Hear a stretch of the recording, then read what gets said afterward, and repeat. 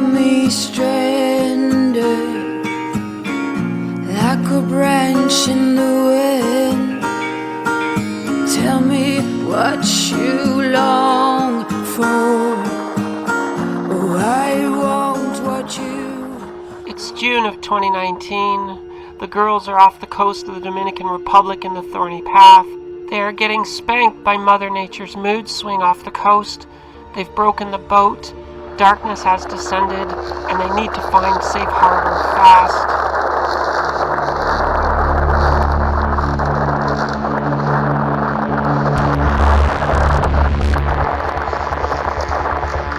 About 28 knots, 3 to 4 meter waves. We're washing. We had to close the companionway for safety. We're really in danger of breaking things. We had to reef the jetty again. What would you do if you were 25 miles offshore and sustained 28 knots of wind sailing into 10-foot waves and you broke your boat? I turned towards shore. We need to find safe harbor in the dark and fast, but I don't really know where that is. This is what I see. This is what I have to make decisions with. What would you do? We don't actually have any video footage of the next part because there's nothing to see but darkness. I have sustained 25 to 28 knots of wind and building. Despite how much I have the sails reefed, we're flying along between 7 and 8 knots. We're taking 10-foot breaking waves on the stern quarter, and the problem is they keep lifting us up and rolling us on our side as they curl underneath us. The horizontal support pole has broken off the wind generator pole. The wind generator's swinging around wildly. It's gonna break. I'm going in blind. On the chart plotter I see some commercial-looking harbor on the left, some tiny inlet with some boats in the middle, and a cruise ship hiding in a bay that looks protected, but the depths aren't marked. And looking around me, there's nothing to see but dark and ocean, and hear the sound of the wind and the waves. I chose the tiny port in the middle. I pull WildChild behind the protection of this break wall and just park her on the nearest dock that I see in the dark. I have no idea where we are, but we're safe.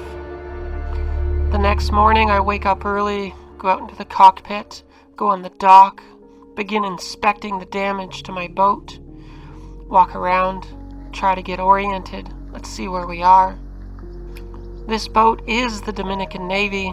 They helped us land in the dark last night, so at least they know that we're here. It seems like a very lovely place, but it also seems expensive, a place for mega yachts. Little WildChild seems out of place.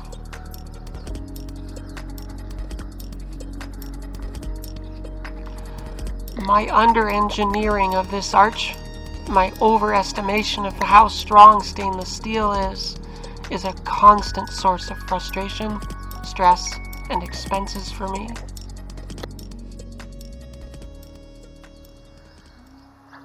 I don't exactly know where I landed, but WildChild is injured. We've had the most horrifying sail of our lives yesterday, and in a state of emergency, we went for the nearest safe harbor. We seem to have pulled into some kind of resort. There was loud disco music and stuff last night. I was spent. I was really done. We've damaged the boat. WildChild's broken. We were out there in 10 to 12 foot waves and 30 knots of wind. We got our asses kicked. It was horrifying. It is the worst sail ever. Now we have a broken boat. We're not sure where we are, and we need to find the services of a stainless steel welder. We gotta get the boat repaired if we're to continue. We don't have a lot of time to get it repaired. We might get stuck. We need to find a stainless steel welder. I just begin wandering around the resort, looking for clues, looking for signs of boat yards or boat services. It seems like some kind of fancy luxury resort for rich people. And then I see this. I've heard of this place before. Ocean World Marina in the Dominican Republic. Apparently, a safe luxury place to stay, and it's about $60 a night. It's supposed to be a great place. Maybe my guardian angels have landed me softly again. This boatyard gives me hope that green building might have marine services in it.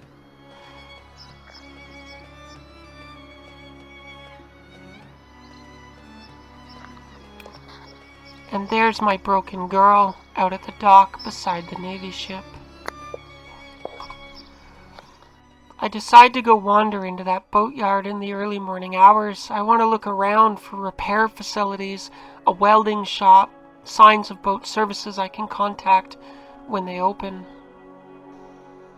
As I'm looking around, I get approached by a man with a gun. He's not wearing a uniform or anything. He's just carrying a shotgun, and he comes wandering over to me, saying stuff in Spanish that I don't understand. The guy with the gun leads me to this boat and starts hollering up to the guy inside. This is Jerry. He's an American guy. He speaks English, and he gives me helpful information.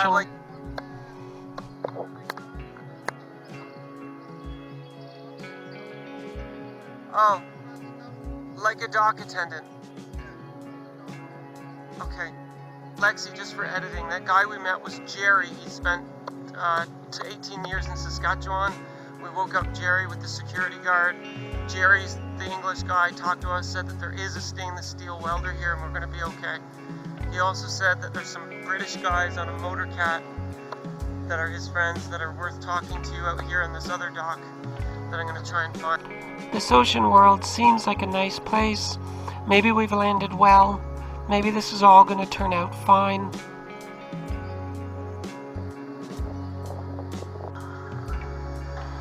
The Dominican Republic is super strict about moving your boat, so we need to get cleared in and get Navy permission to be here. We broke WildChild again. Failure of the weld. The weld just completely came off. Heating it up. The welder guy, we managed to find in Puerto Plata, there's a stainless steel welder that said he'll be here at 1 o'clock. So we got to peel off all the canvas away from it, remove the wires, clean the area up, do the grindy, get it ready, and he should be able to get it rewelded. $200 for repairs, a fair price. I'm sure he's overcharging in Dominican dollars, but in US dollars, last repair cost me $400 or $500, so that's nothing. Let me show you what we broke.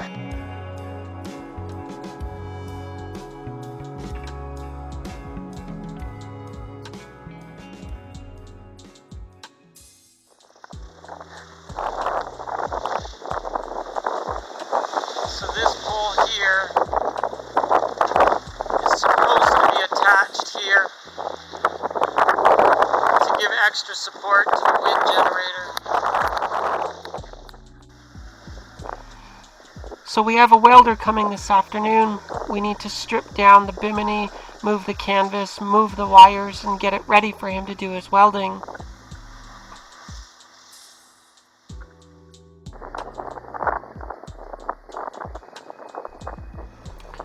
We get it all ready by the time the welder arrives.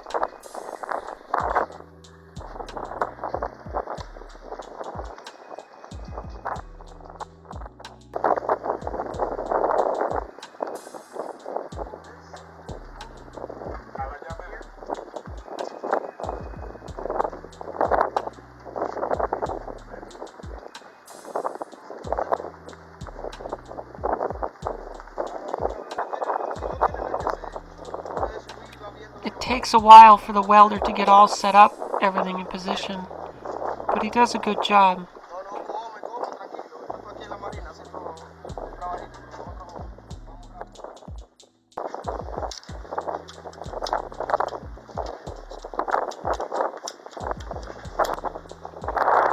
What's interesting for me, and this seems to be the Dominican way, is it takes 3 people to stand around and supervise the one guy that ends up doing all the work.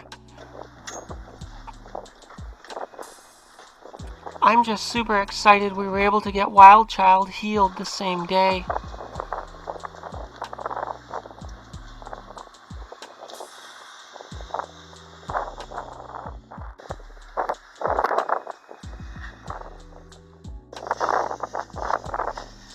I've been thinking about my engineering mistake, and I think we need to make this stronger.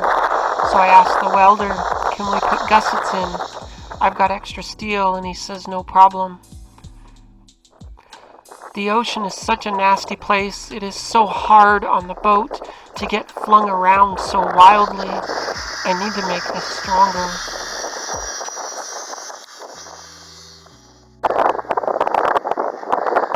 So she's stronger now. The welder guy just finished. It cost us like, I don't know, $350 or $380, I think.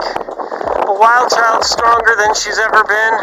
He put the crossbars on, and then we added an extra cross piece like this to give extra support. WildChild's now stronger than she's ever been. So the princesses have their boat fixed. WildChild's back together and healed. We're stronger than we ever were. We got to get the boat back together and make some decisions. We're going to go to Loop Run for the season or keep pushing against 30 knots of wind for the next 400 miles. We're not sure.